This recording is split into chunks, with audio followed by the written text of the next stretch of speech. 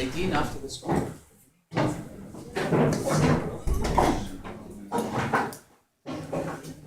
I went to Austria to study composition and music theory, and afterwards I've made a PhD on Mozart symphony. And you know, in German-speaking countries, the concurrence is extremely big. So you have to have many topics of interest just to succeed. So the second topic of mine is the analysis of the heavy metal music. I think I will close the lights now, just to see better.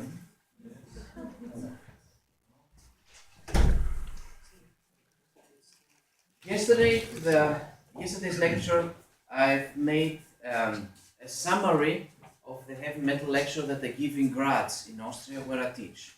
I teach not only music theory and music history, but also the analysis of the heavy metal music. So 24 hours of music, I compressed them to 1.5. And today, for you, I've presented 3-4 lectures, and the first one is about Nightwish. I see now most of you are girls. Yeah, and is anybody who knows Nightwish? Okay. Hey boys, not girls. Okay, that's weird. Okay. As I've said, to analyze the heavy metal music, for me it was important to analyze the roots. The 80s, the 70s, maybe the 90s.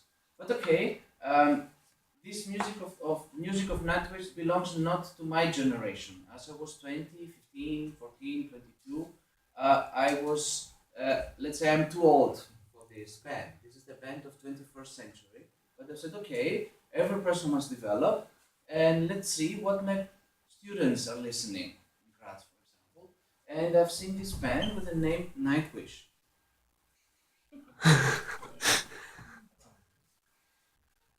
In Jyväskylä, it's a city in Finland, in central Finland. Last year I gave a lecture on Nightwish and about, as you say, the aspects of emotion and construction to their music. Some songs that we will listen do not sound like heavy metal, but let's say with some elements of the heavy metal music. Still, the point of the first part of our lecture today is to show that if a band is famous, except of Justin Bieber and some other guys, except there must be something behind. So this something can be the lyrics, but not only the lyrics, but also the music. So we will try to analyze and to see what it is that makes this band so interesting. This is the band. As we see, we have a lady to the middle. It is a woman, please. I'm not sure, but it's Daria, right? It's Daria. She's not Wait. They started with Daria. Okay. So I wanted to show now you it was somehow like a suspense. Now you see to the next picture another girl. Okay. This is Annette Olson. And then a third one. Okay, and that's the current one. This is a perfect singer. If I go back, this lady in the middle, Tarja Turunen, is a soprano. So at the beginning of the end of 90s, it was, let's say, the second or the third famous band, heavy metal band, with a lady singing and a soprano. And then they made a change, and they had this girl who was, let's say, she had a pop-like voice. And we will see that it was not such a good decision for the band. And then came this lady who can combine both. She's an opera singer, but she also can sing in a pop-like manner. This is Tuomas Holopainen, the founder, composer, and keyboard player of the heavy metal band with a keyboard. Let's see a small poem that he has written. I will not repeat what you can read, but if you read it a little bit careful, you will see here there are no sex, drugs, and rock and roll. we have to do not with a person who comes from the lower layers of the society. His family was a normal one, like mine. They were teachers, like mine. My parents and had a normal childhood, like mine. So this is the difference between a heavy metal band of the 21st century, let's say, and of the 80s. To the 80s, we had people from the lower layers of the society, new wave of British heavy metal. They were underground music from families which had problems, and they tried somehow with music to express their difficulties, among others. But as we see to this self-portrait, this is something totally different. My parents are happy people. I like school. How many kids can say I like school? I like to go to school. Okay, so no traumata. He was not traumatized during his life. So then he started to compose. This is not from me. This is the lineup from the band, and it is from Wikipedia. Wikipedia is good, but we must check everything firstly.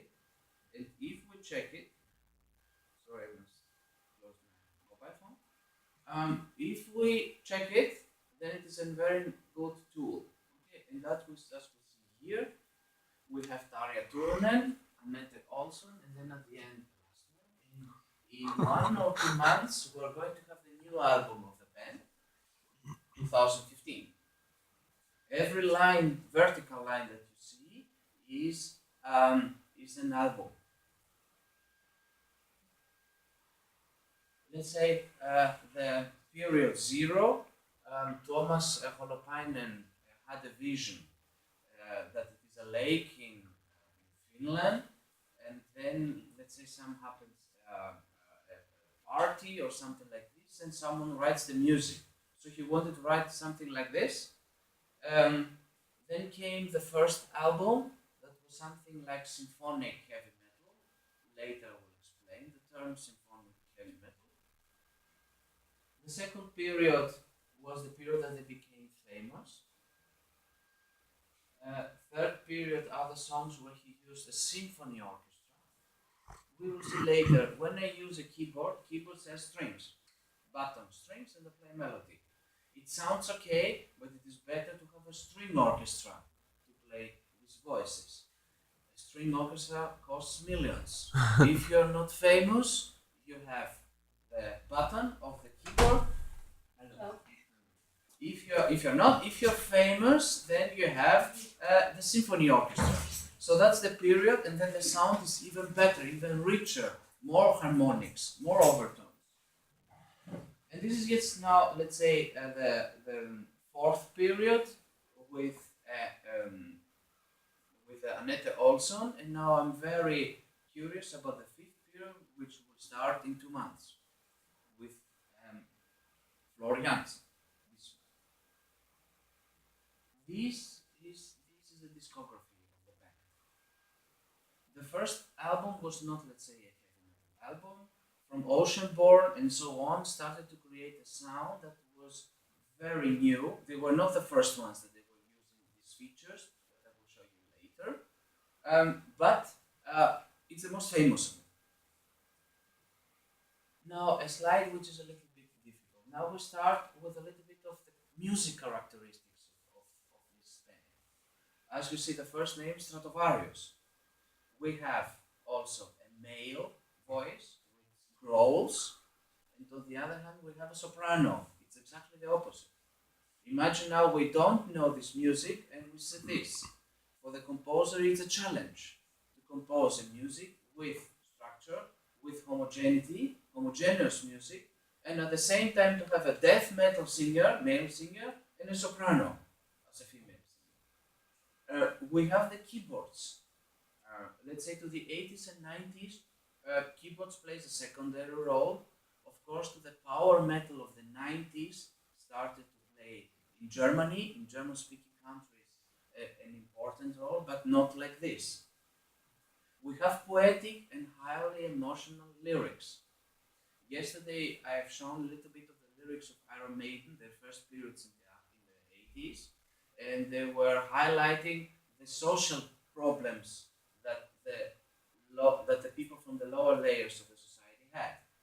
Now we see something totally different, poetic and highly emotional lyrics. Since 2002, we have a live orchestra, as I've said.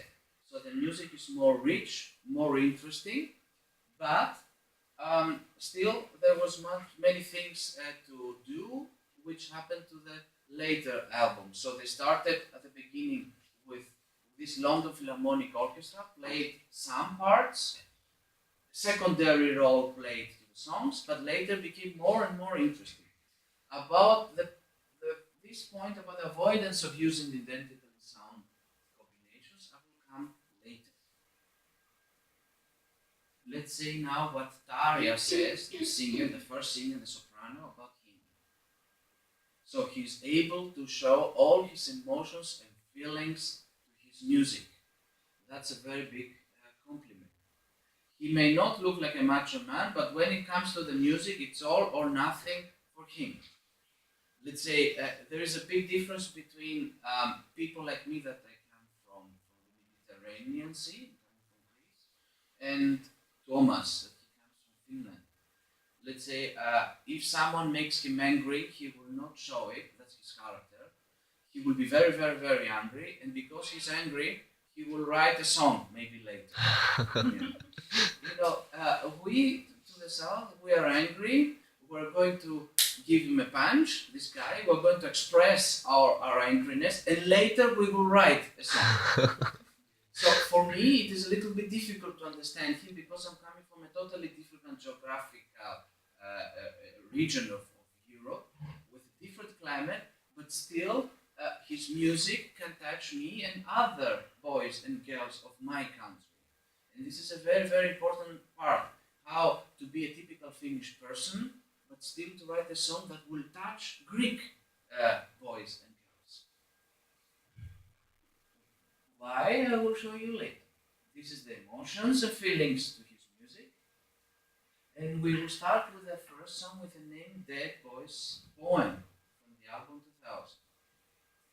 He says that's a deeply personal song and also has autobiographical references. And now, as you see to the point number 3, I use the word through composed crescendo, which means, imagine now I have a clarinet. Everybody of us here have a clarinet.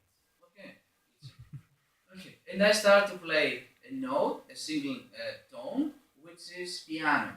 And then comes the next one, the same tone, piano, the same, 30 people. And then comes piano, all of us.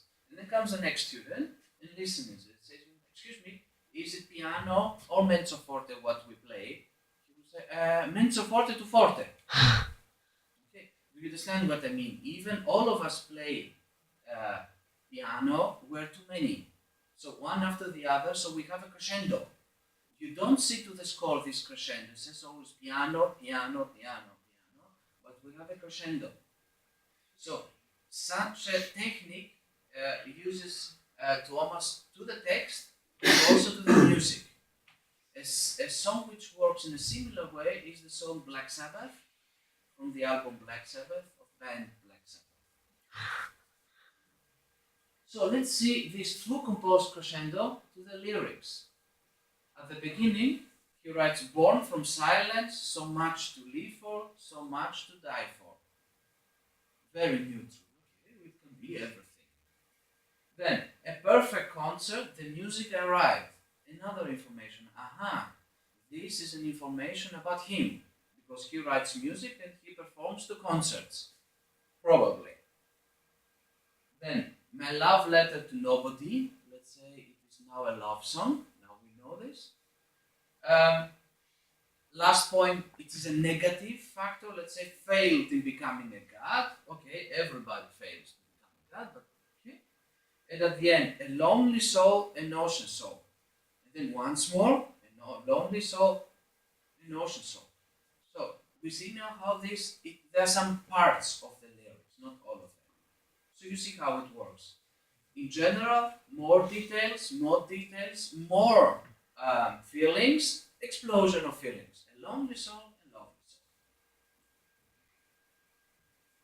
So let's see now what the music happens. We will listen to the beginning of it later.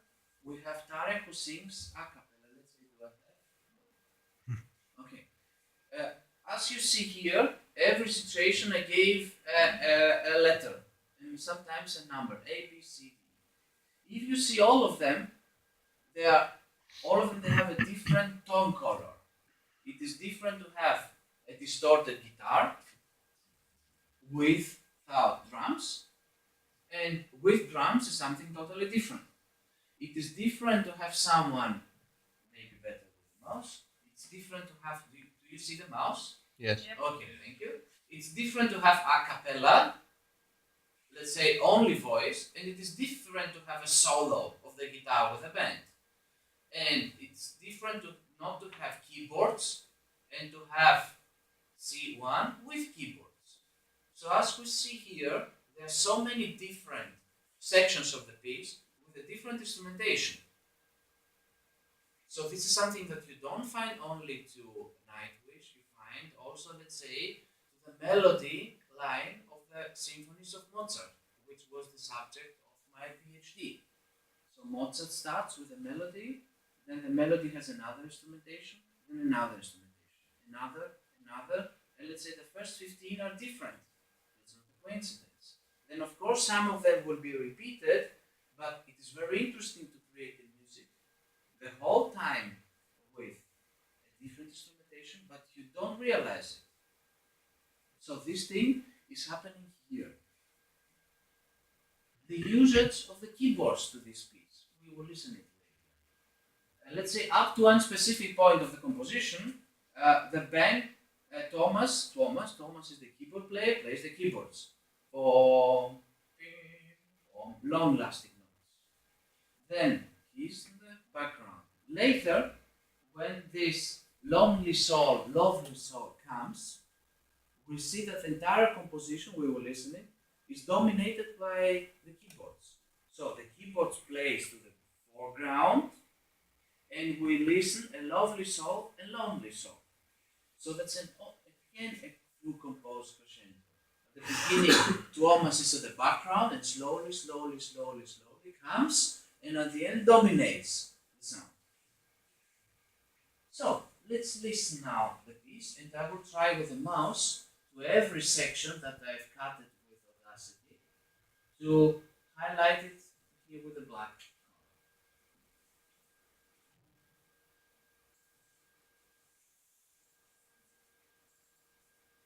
So I hope it functions now.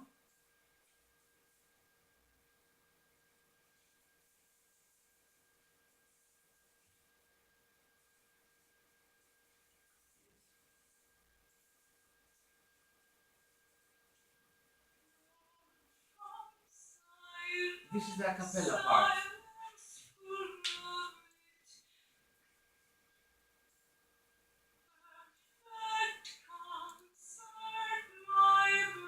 It's acoustic guitar. No keyboards.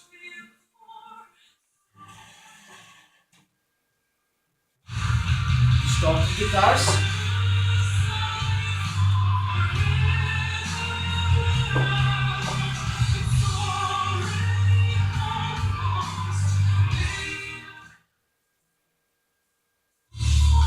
With drums, which we didn't have before.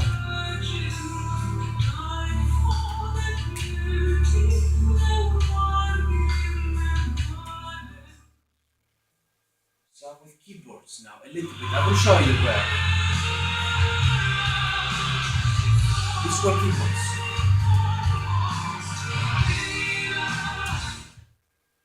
Solo.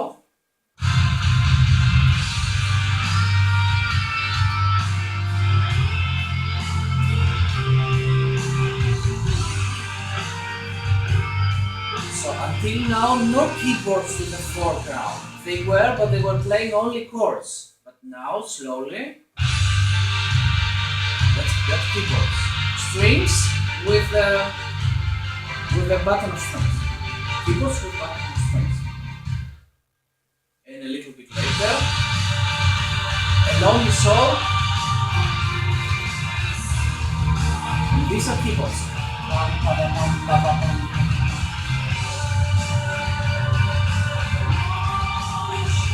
only saw is Thomas.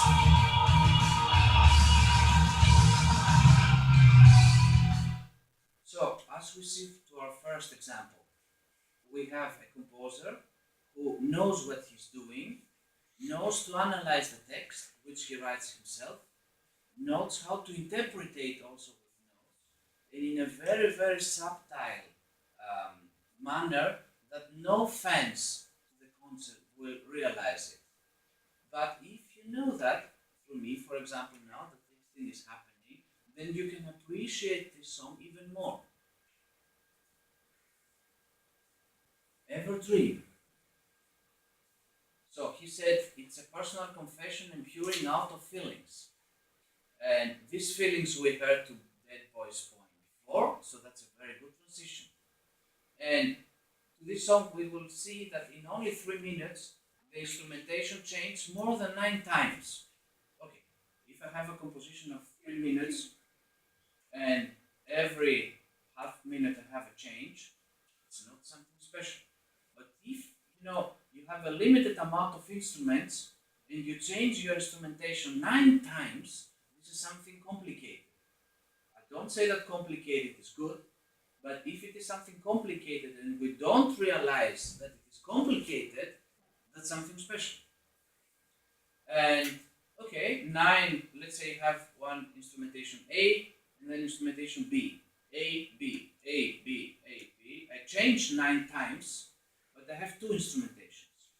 Now as we see, we have 10 and all of them they're different.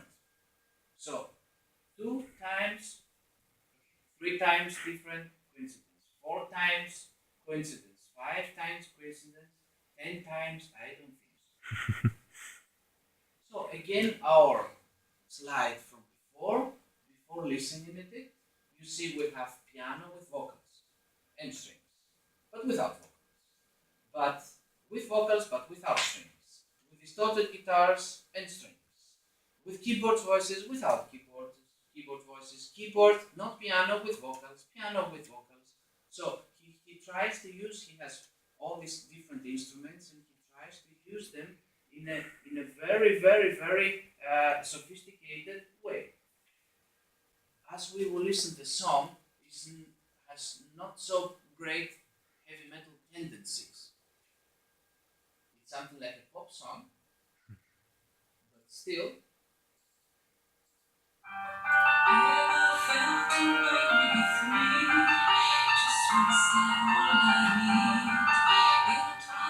Now with strings. Keyboard, let's say. And now the distorted guitars.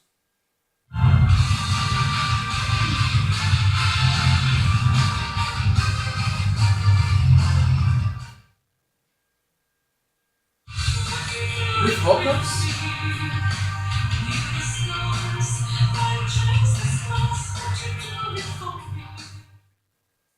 And strings.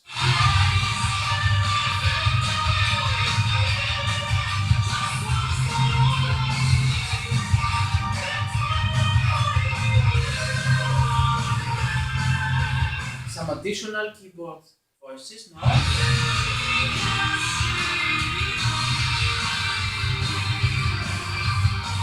With a keyboard. Solo.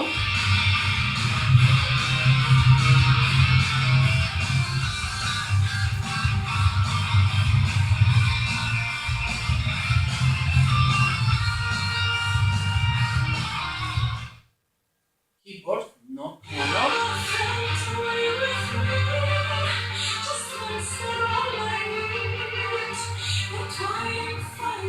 And now 2 voices.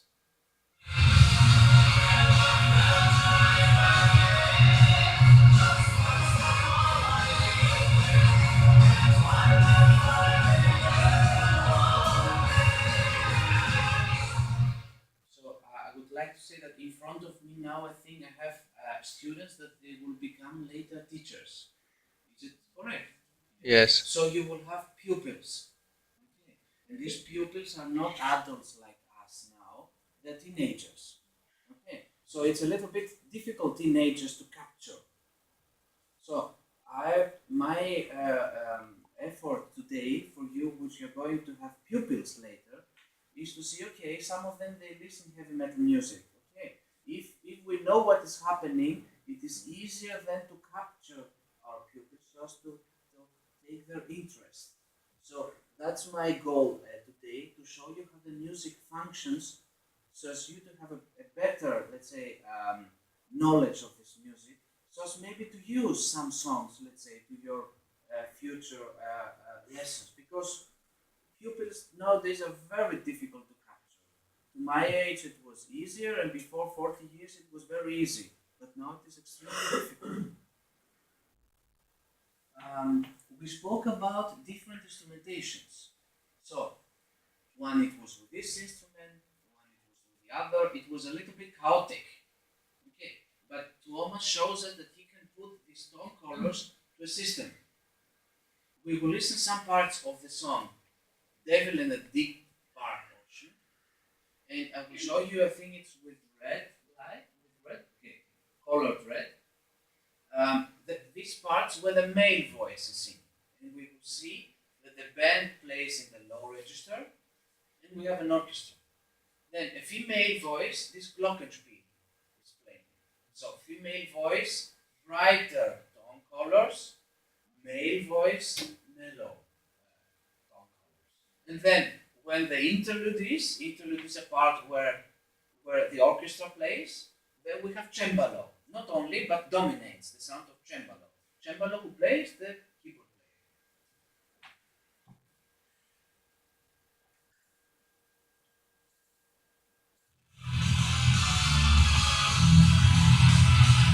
Now, but the band,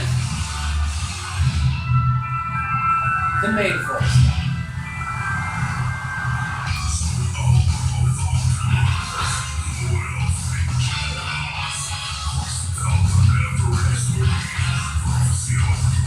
Death metal, soprano, glockenspiel.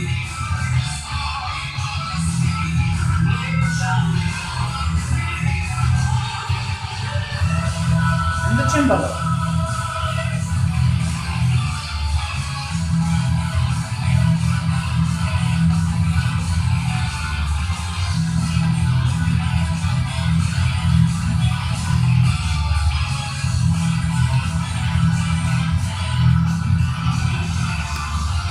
Okay, and so on. This is a very important slide for the so-called symphonic heavy metal.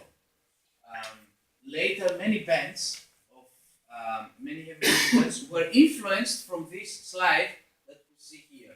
That's a major feature of the symphonic heavy metal. That means I have an orchestra that plays additional parts, not only the band, and I have voices, a male and a female, or one or two. So when the male voice is playing, I heard it also to Epica. Do you know Epica? Ever heard the band Epica? It's very famous to the English speaking countries. Epica. They use the same. Also Dream Theater, when they have sometimes a female voice, or other bands. So as we see here, for the very first time, 1998, okay, not the very first time, but one of the first times that the band used this, the year 1998 was Nightwish. I have a male voice, it's going to be death-like, growling, low instrumentation, let's say, but not bright, and exactly the opposite, bright. To the year 2004, the band had a problem with this soprano, this Daria Turunen. Okay, we will not discuss why and what happened because we don't have so much time. To the lectures at the university, which I have, let's say, 4 academic hours for Nightwish, I had the time, but now I must go further. Let's say it was a very traumatical situation for the whole band and especially for Tuomas. So, the next album, they had another lady, this pop-like lady. You will listen to her voice. You will not be, let's say, satisfied. Me also not. And that's for us, which is relevant now. Thomas composed two songs about expressing his angriness. One was Master Passion Greed, about the husband of Tarja who took her from the band, and Tarja herself with Bye Bye Beautiful. Bye Bye and Beautiful is she. These are very strong emotional songs, and according to Bye Bye Beautiful, we will see now how the clip, the video clip, the text, the lyrics, and the music are going together. Now this is it. What I printed, I used the green color, and now we see the text that Annette is singing, the new singer. So if you understand something, tell me please, because I didn't. Okay. This is a very abstract text. Speaks about everything and nothing. And then comes Marco, the bass player of the band, who speaks this stuff that everybody of us now understand. Did you ever hear what I told you? Did you ever read what I told you? How blind can you be don't to see? Be bye bye beautiful, bye bye beautiful. So we have a text which is concrete, the red one, and on the left side we have a text which is general. So the position of the second lady is very delicate. How to sing the angriness of Thomas about the first lady. The second lady came later. So I said, okay, you sing something stupid, and I speak whatever heard, what I told you, etc., etc. We didn't speak about the music. So, once more, a small capitulation. The layer A, the woman. They're abstract, poetical. We will listen, the music is something like pop. And to the video clip that we will see later, there are girls that they are playing. Layer B, we have these lyrics that they are concrete, with Marco, aggressive. And the video clip, we see the band playing, and Annette, the second singer, is in the background. Okay, about the form. We didn't speak about the form yet. Annette sings here at the beginning. The lyrics are A, and the music is A, pop-like. Then Marco, lyrics concrete, the music aggressive. A, B, B, and what do we see here? We have let's say a deviation. At this moment, Annette is whispering the melody of B, but with the lyrics of A. A very, very delicate point, so as Thomas not to be 100% politically correct. You know what? I respect you, but now we'll give you a little bit. Okay. So this is a very intelligent moment, which is very, very, very good. Let's say, this is the layer A. These ladies, as we see, the band knows very well about the marketing. You see how beautiful they are, what they are doing, etc., etc. This is the singer, the second singer. And then layer B, this is Marco, and this is the band, the real band. So we have A and B. So now we will try to listen these parts. Firstly,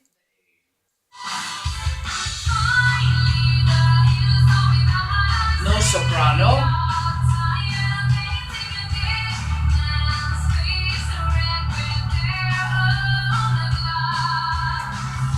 Not a heavy metal song until now.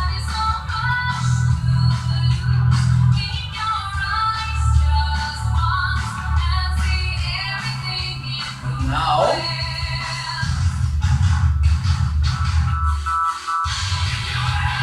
this portion, the complete text. Now listen to what we play.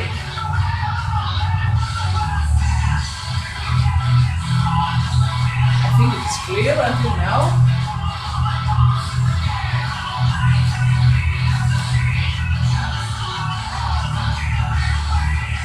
Why beautiful? A little bit of ironical, and now please this magical moment. The music will be.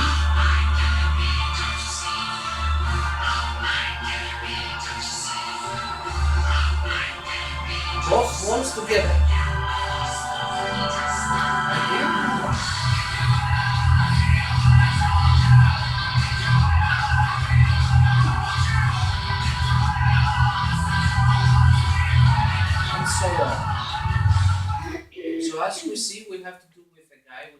very intelligent, knows what he's doing, and repeats sometimes himself with variations. Slaying the dreamer, we have a text. Put a stake through my heart and drag me to sunlight, so wake your greed as you're slaying the dreamer. Okay. And then a B, God, it hurts. So he's hurted from what a person said to him. And then we have C, your bastards turn my soul, break my words, etc., etc., etc. Okay. The C text is more intense. So let's say now you have a woman and a man. Who is going to sing C? The woman or the man? Man. Because Marco has a death-like voice with a lot of ugliness. And Tarja is a soprano. So A and B is played from Tarja and instrumental interludes. And C with Marco. Marco is the death-like.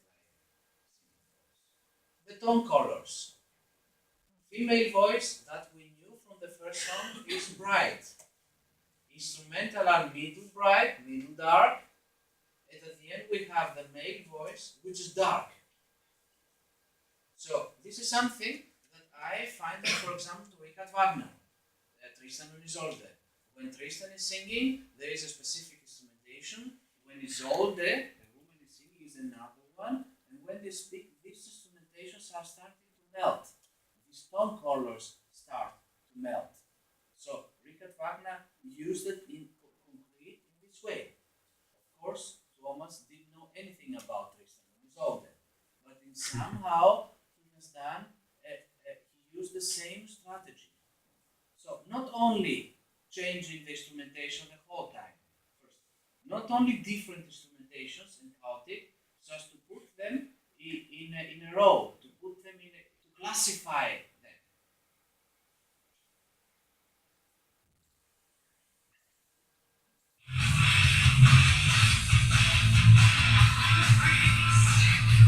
This is a bright instrumentation. Imagine later.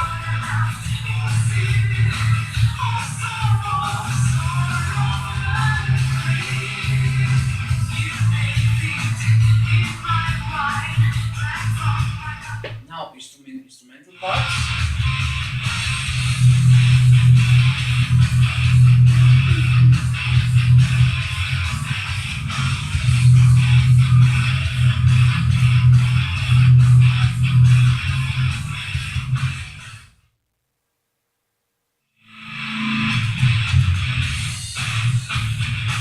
More dark. And then the low and the male voice comes soon.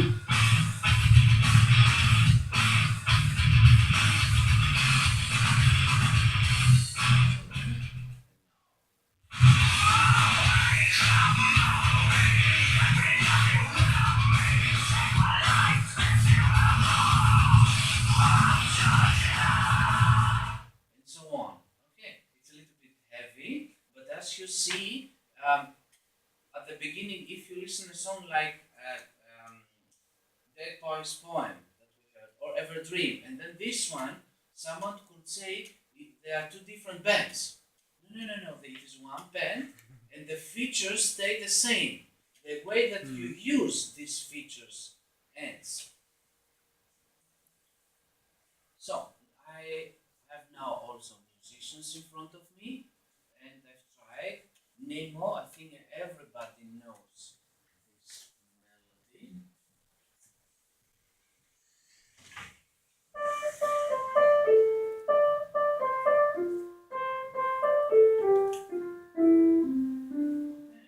This melody appears to this piece many times.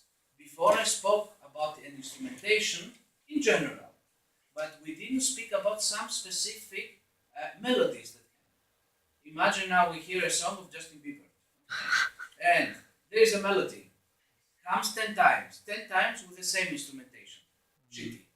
Okay, but what will happen if we have such a terrific melody and every time differently instrumentated, firstly, and secondly, way that we don't realize it. There are some songs that I've heard them, let's say, 100 times, and they say, stop. For the next year, I don't want to listen to songs again. But there are some songs that I have listened 150 to 100 times, and I say, okay, now I could listen to them once more. But why? Music analysis can give us answers also to these questions. Why do we like this composer? Why do we like this band and not another one? Does it mean that that we like is good and that we don't like is not? But we have the tendency as humans to like specific things. Sometimes we don't know what it is what we like. But if we know it, then it's another film. So this famous song, and I've tried this main theme to cut it with.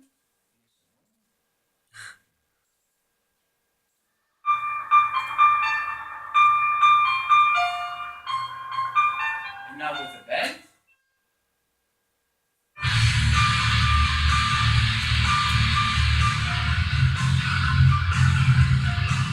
Now with the singer in sixth.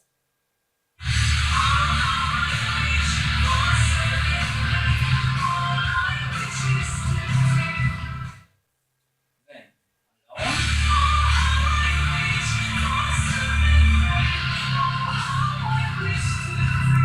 Then the same without drums. Those. Piano and synth.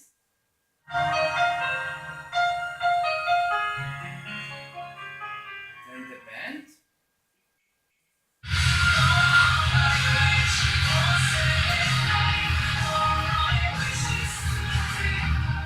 And then with piano and voice.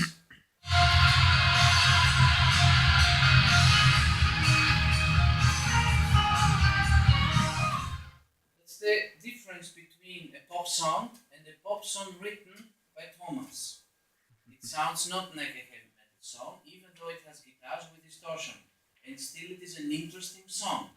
Not because of the way that the melody functions, but also the instrumentation of the melody, and it's always different. So as you see now, I start to repeat myself somehow. I say the same things. The last example about Nightwish, we are now to the year 2011. You will listen also an orchestra. We have a band, we have an orchestra, we have a children's choir. We have Marco who sings like a death-like. We have the Annette who sings like pop, who sings pop-like. We have an orchestra. We have a band, and we have everything that you can imagine. So we will listen to this theme. He will go down. He will down, down, down, down, ding, and you will see that the instrumentation is again always different.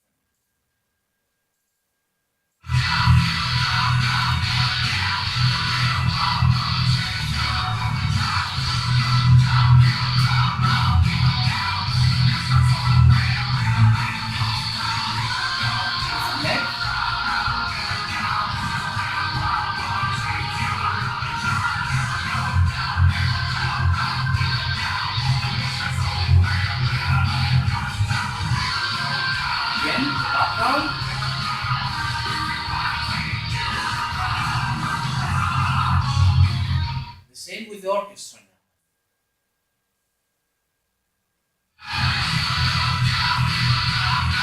Strings, horns, brasses, and children's choir.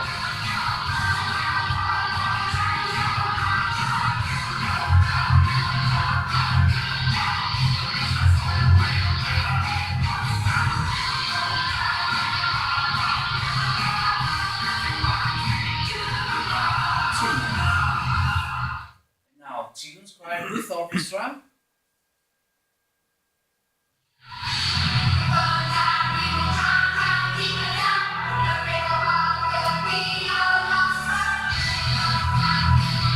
And band.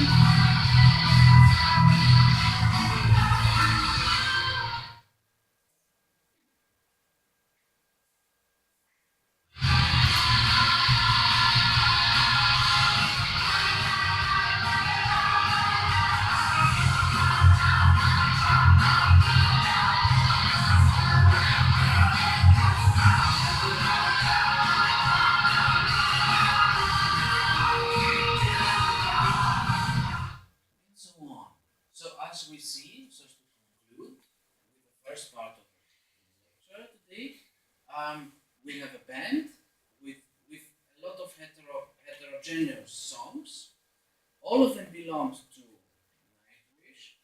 You see features that they repeat from time to time, and they are so well used that we don't understand them, but they give to the music variety, and that's also a reason why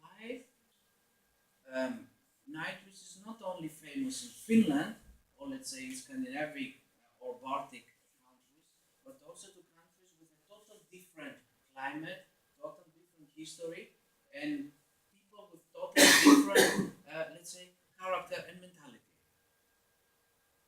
Now, I thought that I can give you the possibility to choose for the second part of my lecture. So, I can show you my lecture in Melbourne that I have given before 2 months about black metal music. A little bit to analyze black metal, this anti-Christian stuff. The second one could be to show you the Black Sabbath, how Black Sabbath, the first period, what's the attitude towards the religion. You know, they were, for many cycles of the church and of conservative people, they were accused that they were people of the Satan, and I want to show that it was not. So to show also the misunderstandings that happened. This I gave before 2 years in Slovenia, and last year in Estonia, I have started with a heavy metal form, the form of the heavy metal music. So I have something which is a little bit extreme, something which has to do with a religion, and something which has to do with music analysis. So, which is your preparation? The program is very different, and I don't know your preparations and your interests. Okay, so what would you like to have? Which was the third one? The form of the heavy metal. The form. Okay? Okay? Very good. Okay, let's click. Let's see if it's inside. Yeah.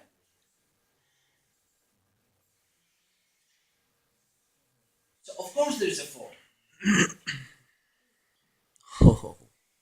So as you see, there are a lot of bands, and there are a lot of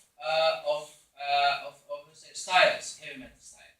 Millions of bands with thousands of styles. So somehow we must start to classify them. I must say now that this was a strict music analytical conferences where the best American musicologists came, that they were experts to the sonata form.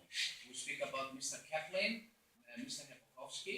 So this should have been, let's say, a very analytical study, and I will try to do with you also here my best. When I show my students the sonata form, they start, do you know the sonata form? Exposition, development, recapitulation, coda. And the exposition has the first subject, transition, second subject, closing section. We learn everything so nicely, but when, as a teacher, you try to find a score, a symphony, or a sonata to show that to your students, it's almost impossible. You find even deviations, even aspects that are a little bit different. It's impossible to find a sonata who works extremely identical to the schema that you show to your students. So from my side, very difficult. The same is to the heavy metal form. As you see here, we are now to the 70s. We have an intro with a riff. Riff is a specific rhythmical, let's say, rhythmical.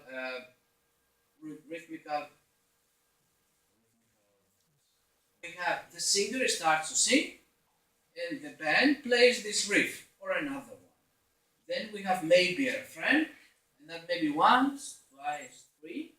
Then we have the solo or the solos of the guitar, so to show that they can play the solos. At the end, very important, the last one or two verses, and then an outro. very difficult to find a heavy metal song that works exactly to this channel. I found it, and that was Bomber from Motorhead, from the album Bomber. 3 minutes 39 seconds. As we know now from Nightwish, I will try. So as you see here, with the mouse, to change the parts of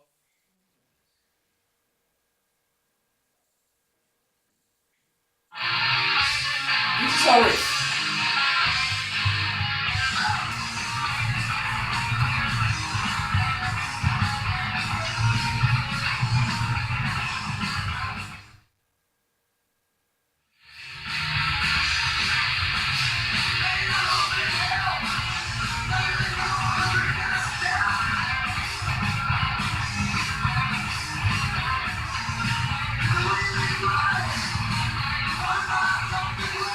So,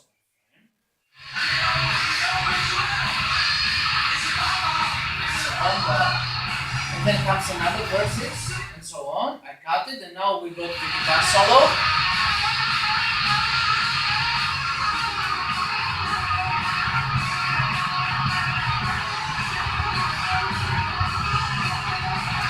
We expect the last verse, which comes soon.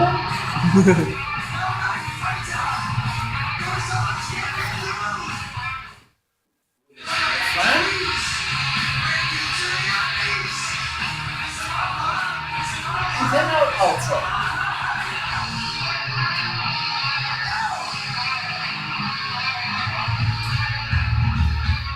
So that was not so difficult. As we have seen, we have one riff. There were songs also from Beatles that they had riffs, but there are not so many, and there are not so many songs until 1970, the popular music, which they use one riff and the whole time, and this riff plays such an important role. This is something that existed before, but now with the heavy metal music became very crucial, very important. So, before I show the colors, this is not the second piece. Paranoid. 251. What is different? To compare with again, go back. This is our Bomber. You see the parts. And now this is Paranoid. Do we see something new?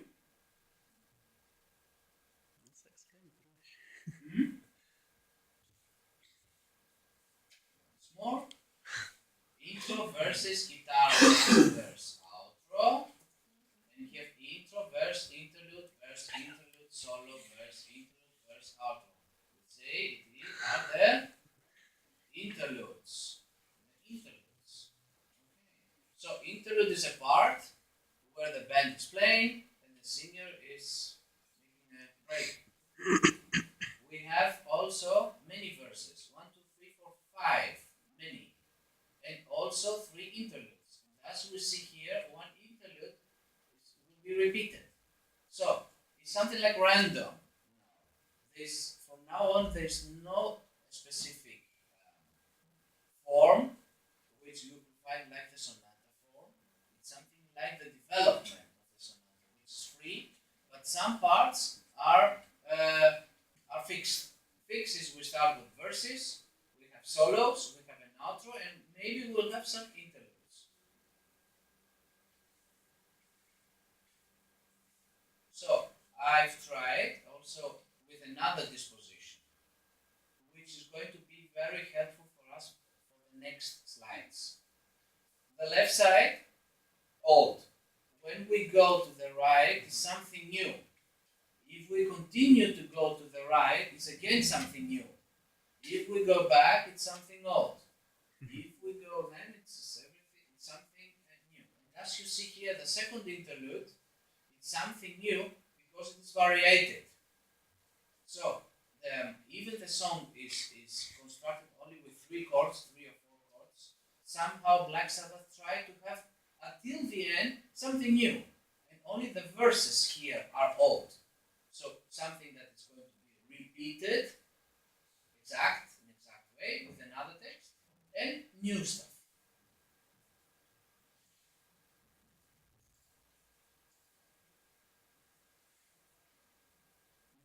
Oh. We have Paranoid, from Paranoid, Iron Man. What is new up to the beginning? You see the duration, 5:59, 6 minutes. If I go back, Paranoid is 2 something, 2:50, and Bomber was 3. 3 something, 3:39. Okay, so we see now a song which lasts 6 minutes, firstly, and secondly is quick, it's fast. If we take a song of Madonna, which lasts 3 minutes, which is not fast, and then we take this song, which lasts 6 minutes, it's not 2 times longer, it's at least 4 times longer because it is quicker. So the composer must develop a strategy so as the piece to be interesting. If I play 6 minutes the same thing, we're going to be bored. No one will listen to this song. So we need a strategy so as to make it interesting. Now without colors, and now here with colors. What do I mean with these colors? We see black, blue, green, yellow, and red. We have different sections of riffs. Riff A, and riff C, and riff B. Here. So we have many riffs, not one riff like Paranoid, and not one riff like Bomber. There are many riffs. We have 5 verses, and we don't end with an outro, we end with a third riff. So as you see here, the composer started to have sections. You see songs, different songs inside of one song. This is the first interesting aspect of Iron Man.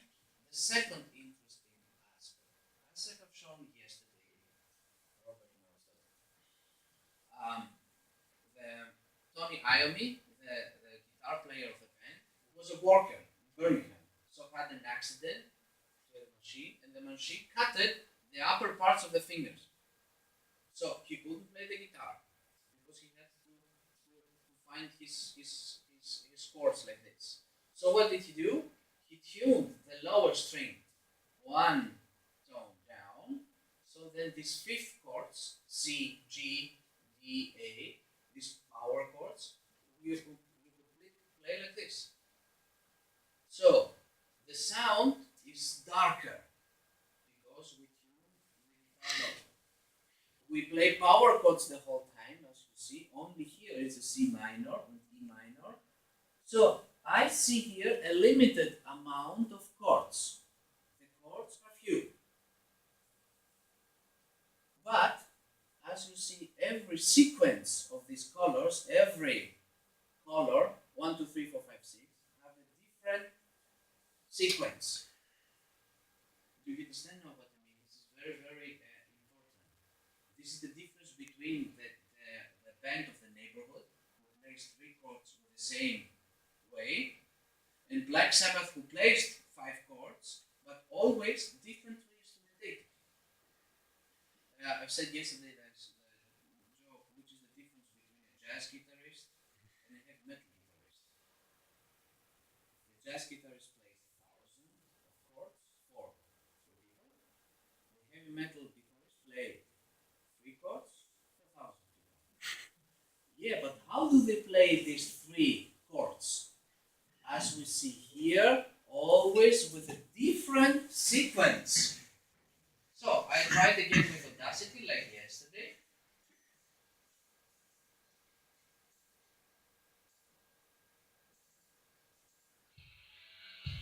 E minor.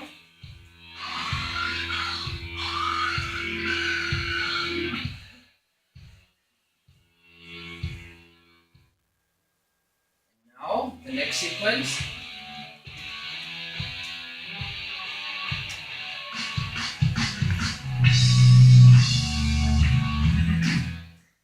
The interlude.